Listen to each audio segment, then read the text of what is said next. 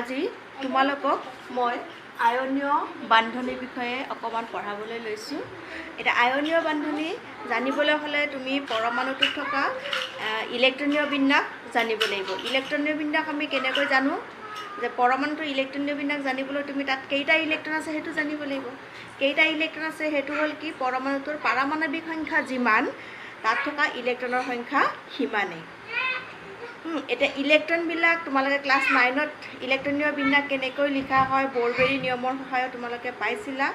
যে প্ৰথম খোলত 2টা ইলেক্ট্ৰন দিয়া হয়, তাৰ পিছৰ খোলত ম্যাক্সিমাম 8টা ইলেক্ট্ৰন দিয়া হয় আৰু তাৰ পিছৰ খোলত 8টাতকৈ বেছি 18টা ইলেক্ট্ৰন আমি দিব পাৰোঁ। এতিয়া এই ইলেক্ট্ৰনীয় বিন্যাসবিলাক লিখি লোৱাৰ পিছত তুমি আৰু এটা বস্তু জানিব লাগিব, সেইটো 9ত পঢ়িছিলা কি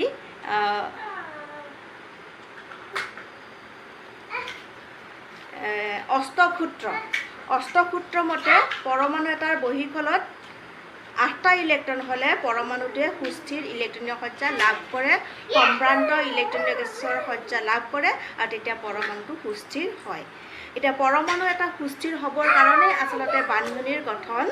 কৰে বা বান্ধনীৰ সৃষ্টি কৰে আৰু এই বান্ধনী আমি দুই ধৰণে পাওঁ। এবিধ হ'ল আয়নীয় বান্ধনী, আনবিধ হ'ল সহযোজী বান্ধনী। সহযোজী বান্ধনীৰ বিষয়ে আমি পিছৰ চেপ্টাৰটো কাৰ্বনৰ চেপ্টাৰটোত আমি পাম আৰু এই ধাতুৰ যিটো চেপ্টাৰ পঢ়ি আছোঁ তাত আমি আয়নীয় বান্ধনীৰ বিষয়ে পাইছোঁ। আয়নীয় বান্ধনী আচলতে ধাতু আৰু অধাতুৰ মাজত সৃষ্টি হয়।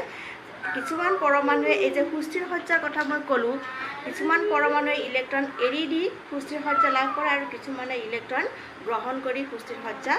লাভ কৰে। আৰু তেনেধৰণৰ ধাতুৰ ধৰ্মটো হ'ল ইলেক্ট্ৰন এৰি দিয়াৰ প্ৰৱণতা আৰু অধাতুবিলাকে ইলেক্ট্ৰন গ্ৰহণ কৰাৰ প্ৰৱণতা থাকে আৰু সেইকাৰণে ধাতু আৰু অধাতুৰ মাজত যেতিয়া বান্ধনীৰ সৃষ্টি হয় তেতিয়া কি হয় আয়নীয় বান্ধনীৰ সৃষ্টি হয়। এতিয়া এই আয়নীয় বান্ধনীৰ সৃষ্টি কৰিবলৈ যাওঁতে তুমি আৰু এটা কথা জানিব লাগিব, ইলেক্ট্ৰন ডট পিকচাৰ বা ইলেক্ট্ৰন বিন্দু গঠন। ইলেক্ট্ৰন বিন্দু গঠন কেনেকৈ কৰা হয়, ধৰা মই এটা উদাহৰণ লৈছোঁ যে ছডিয়াম। তুমি ছডিয়ামৰ ইলেক্ট্ৰনীয় বিন্যাস কিমান সেইটো তুমি জানিব লাগিব। ছডিয়ামৰ ইলেক্ট্ৰনীয় বিন্যাস হ'ল কিমান,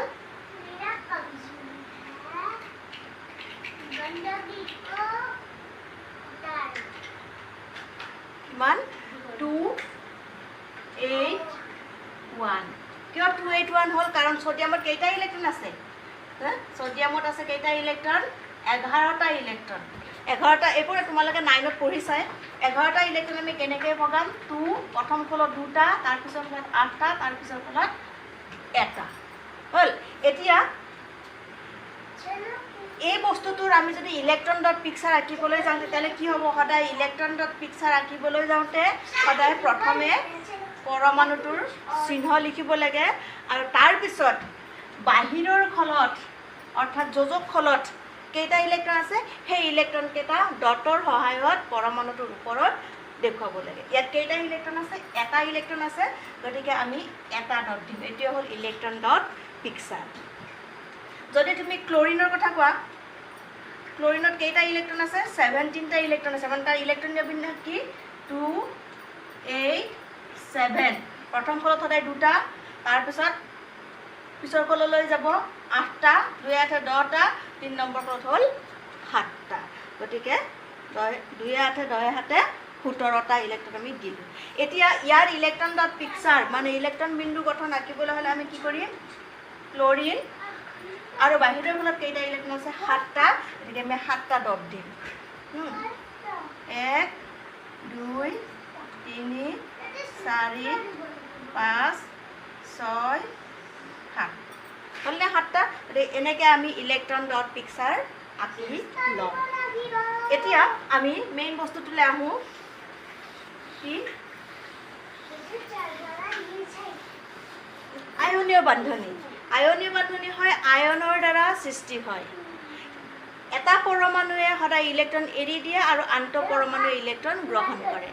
আৰু তোমালোকে জানা ইলেক্ট্ৰন এৰি দিলে কি হয়, ধনাত্মক আয়নৰ সৃষ্টি হয় আৰু ইলেক্ট্ৰন গ্ৰহণ কৰিলে ঋণাত্মক আয়নৰ সৃষ্টি হয়। এতিয়া আমি এটা উদাহৰণে লওঁ, ধৰা ছডিয়াম ক্লৰাইড।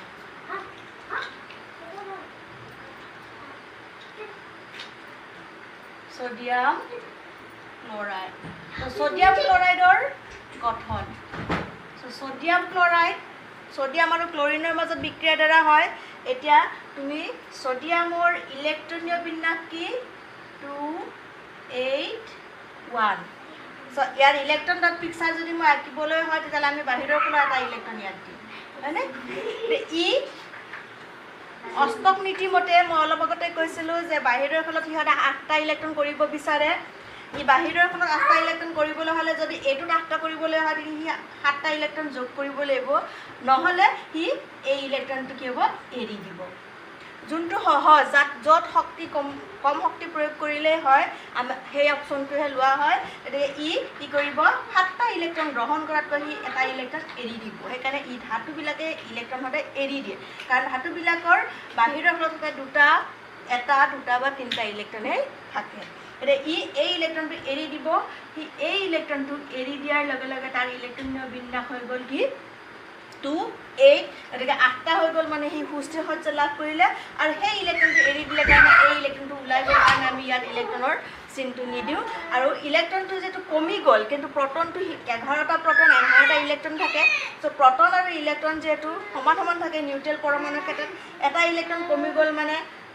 10টা ইলেক্ট্ৰন হ'ল আৰু 10টা ইলেক্ট্ৰন হ'লে তাত প্ৰটন 11টাই আছে গতিকে এটা প্লাস চাৰ্জ আহি যায় সো এটা ইলেক্ট্ৰন ওলাই গ'ল সো সোডিয়ামে তাৰ বাহিৰৰ খলৰ সুস্থিৰ সজ্জা লাভ কৰিবৰ কাৰণে সি তাৰ বাহিৰৰ খলৰ এটা ইলেক্ট্ৰন এৰি দি কি কৰে সোডিয়াম আয়নটোৰ সৃষ্টি কৰে আনহাতে ক্লোৰিনৰ ইলেক্ট্ৰনৰ বিন্যাস কিমান 287 1 2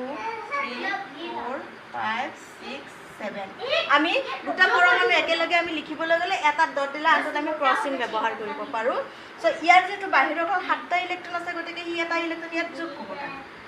যোগ হ'লে তাৰ 8টা হৈ যাব তাৰ সুস্থিৰ সজ্জা হি লাভ কৰিব গতিকে এটা ইলেক্ট্ৰন গ্ৰহণ কৰাৰ লগে লগে তাৰ ইলেক্ট্ৰনীয় সজ্জাটো কি হৈ গ'ল সুস্থিৰ হৈ গ'ল কাৰণ বাহিৰৰ ফলত 8টা ইলেক্ট্ৰন হৈ গ'ল এটা ইলেক্ট্ৰন গ্ৰহণ কৰাৰ লগে লগে তাত কি হ'ব তাৰ অলৰেডি কেইটা আছিল